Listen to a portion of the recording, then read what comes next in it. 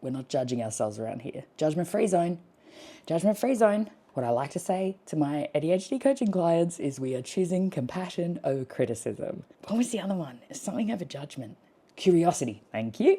Curiosity over judgment. Got it? Good. Turns out you're not flawed, lazy, broken, or wrong.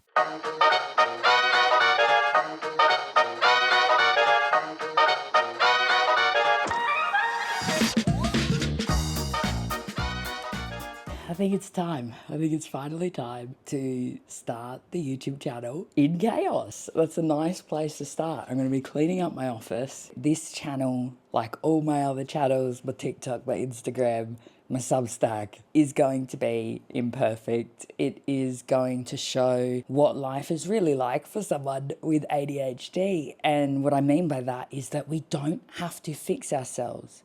We don't have to be in a constant state of improvement. Embracing the chaos doesn't mean living in chaos. It doesn't mean that we're resigning ourselves to always feeling overwhelmed and overstimulated and overcommitted and It is embracing our chaotic differences and working with them. All right, this is not a how-to. I'm not telling you how to clean. I'm showing you how I clean. This is my real mess. This is the real part of ADHD that I really, really struggle with. Cleaning in particular, staying on top of life. No, just kidding. Staying on top of cleaning. And when you ask yourself, is that a moral failing on my behalf? No, it is not. It is a reflection of your executive function differences. Planning, prioritizing, organization, task initiation, motivation, like all of these different things, they're impacting how often we clean, how much capacity we have to clean.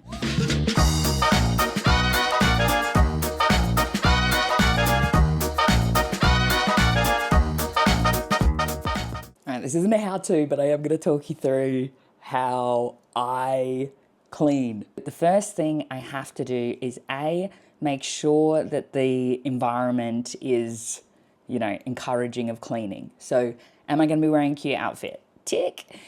Am I going to have the windows open so that there's light in the room? There's something about light, it's a little bit energizing for me. Highlight for me. Oh my gosh, and by the way, it is so, this pile, it's not here for aesthetics. There's nowhere else in the room where this pile can go because there are other piles. What was I going to say? Oh yeah, so how I clean. Let's get into it. So first thing as well as the environment is music. Music is a huge motivator for me. And air conditioning. I don't know if you can hear the air conditioning because I'm using a microphone, but the reason we moved into this house where we're living in Victoria, Australia, is because there were 3 air conditioners. All right? That's some serious business. We, meaning me and my husband, who I adore and love so much,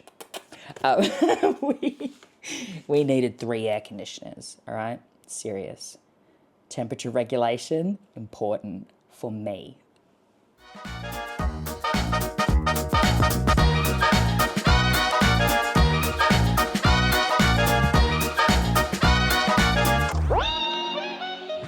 All right, audiobooks, not right now. It's not the time. If there was a great podcast, like a new release that was out, so the Unpublished podcast, which I freaking love with Amy and James, they just interviewed Martha Beck and Rowan, his second name I can't remember, but it was brilliant, but I've already listened to it, and I really don't like listening to things more than once.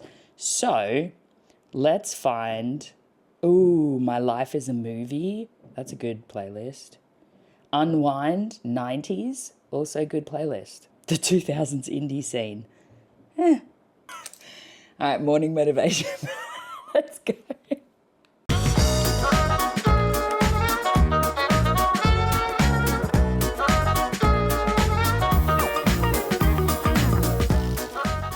So fun fact, I am trialing Dex instead of Ritalin. I'm on a very low dose at the moment, so basically unmedicated. That's okay. just wanted to see how it worked with my biology, like what effect it had. Because I noticed after 5 years on Ritalin, I couldn't really tell if it was working. Speak to your doctor or psychiatrist. None of this is medical advice.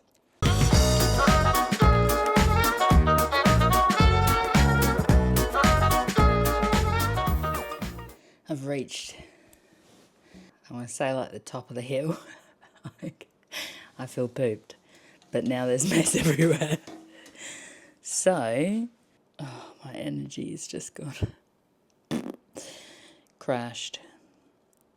So many books, so much stationery, because I love it. I love bulldog clips. Ever since I was a teacher, I was like, you know what's really good for my piles is bulldog clips, separating everything. By the way, if you work with an ADHDer and you criticize their desk or their space, you're a jerk. You're a big jerky jerk. Just don't comment. Or come from a place of being helpful. Curiosity over criticism. I'm finding the home. I'm gonna put it in its little home. I love post-it notes. I love them. I actually love them. Did you see something cute that I made? And I painted them.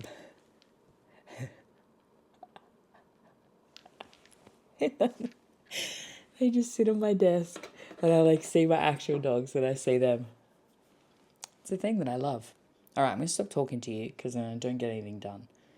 You're just going to watch me very slowly sort things.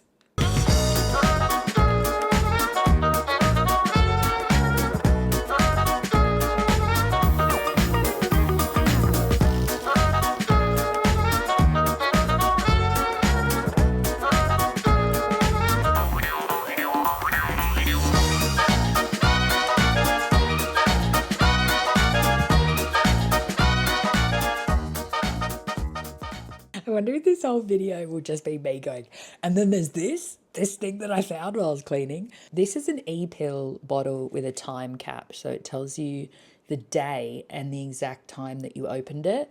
Because in the beginning of taking medication, I was having this massive issue, genuinely, constantly issue with, did I take it?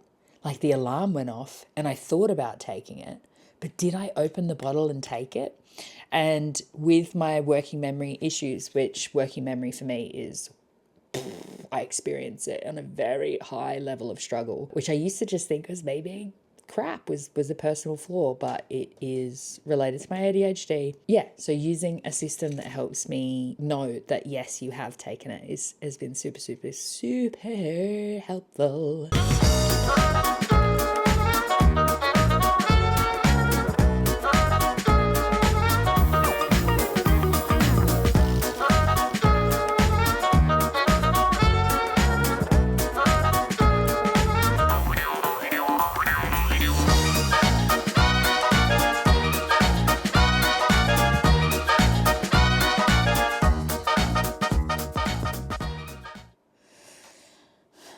All right, there's not much left. These piles are looking pretty neat. This is how many post-its I've found so far. All with something written on them.